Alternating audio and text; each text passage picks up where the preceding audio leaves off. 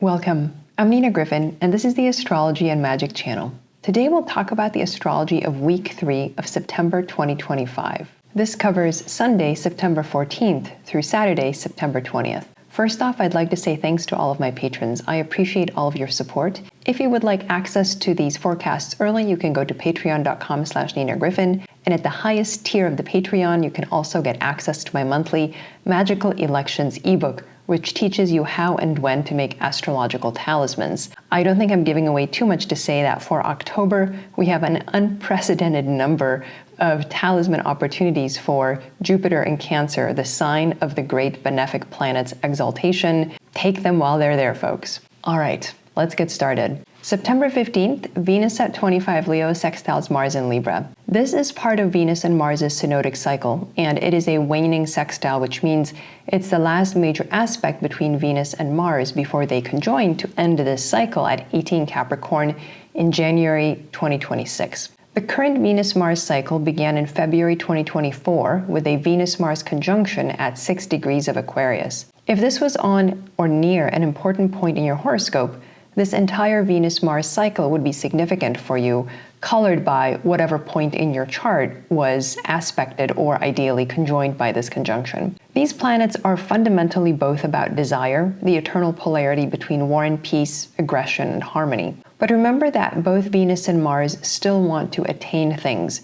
So in Vedic astrology, both are considered Rajasic planets, those associated with pursuit of something and the associated restlessness that is always chasing their desires. In Greek myth, Venus and Mars were lovers and had multiple children, pointing to the fact that the satisfaction of a desire just leads to more desires. Now, with Venus sextile Mars, we are getting a final reminder of what this cycle was all about. Given that it began in Aquarius, in the Egyptian bound of Mercury and the decan of Venus, we can assume that if it impacted our horoscope, this cycle was about searching for meaning through relationships and perhaps finding some magic in the process thanks to Mercury. Now, Venus is in the sign of the Sun and Mars is received by Venus into her domicile, suggesting a powerful connection though inhabiting somewhat unaccustomed roles. Mars in Libra is rendered more tractable and gentler, and Venus is glorious in her solar role. Venus receiving Mars into her domicile and her bound adds potency to the sextile,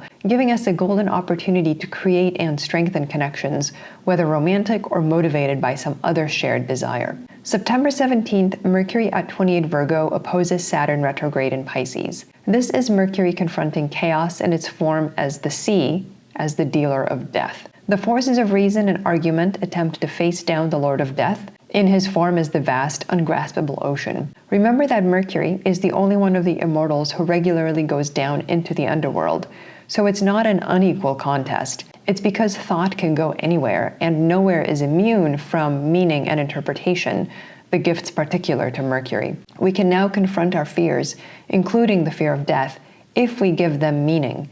In other words, making whatever we fear part of a larger narrative about overcoming limitations is the way to approach seemingly impossible tasks that intimidate or depress us into apathy. September 18th, Mercury enters Libra.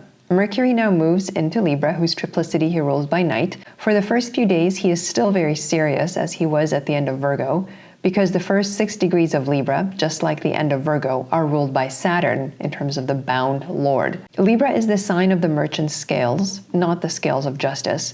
So Mercury is comfortable here, though for the first few days he will be concerned about serious matters, debts, and the like. This will shift soon enough, but it's important to recognize that Mercury in Venus' sign will not necessarily be a lot of fun. Rather, we see the opportunity for serious negotiations and the tallying of credits and debits. September 18th, Mercury at 0 Libra opposes Neptune in Aries, then at 1 Libra trines Uranus in Gemini and trines Pluto in Aquarius. On the same day, Mercury activates the Neptune, Uranus, and Pluto configuration. Big negotiations and deals are in store, so pay attention to public announcements as they will be shaping our world for some time to come. September 19th, Venus enters Virgo, where she is in her fall and the domicile of Mercury. It's the home of cerebral, studious, mercantile Mercury, and it is not Venus's comfort zone.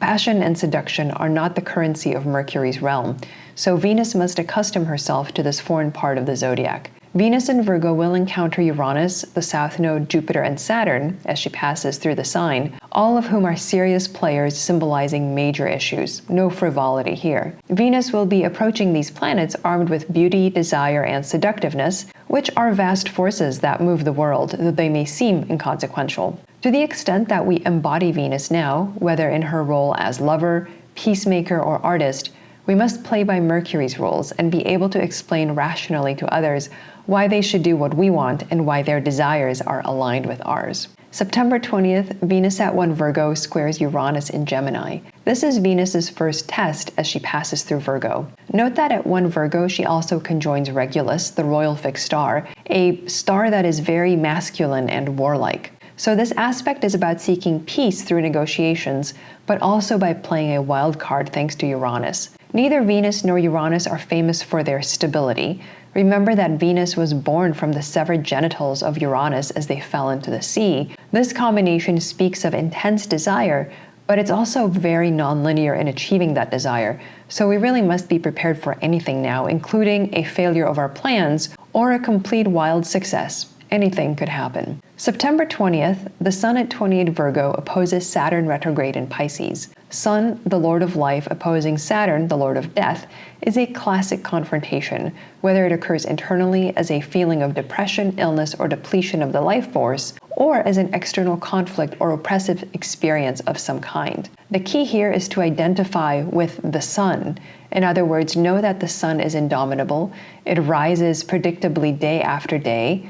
It has a very steady and very, again, predictable course. So the important thing is to focus on our routines and don't get too hung up on sort of the hypnotic power of the Lord of Death who saps vitality. The Sun is always victorious in the end. Thanks for watching. I'm Nina Gryphon, and this is the Astrology and Magic channel.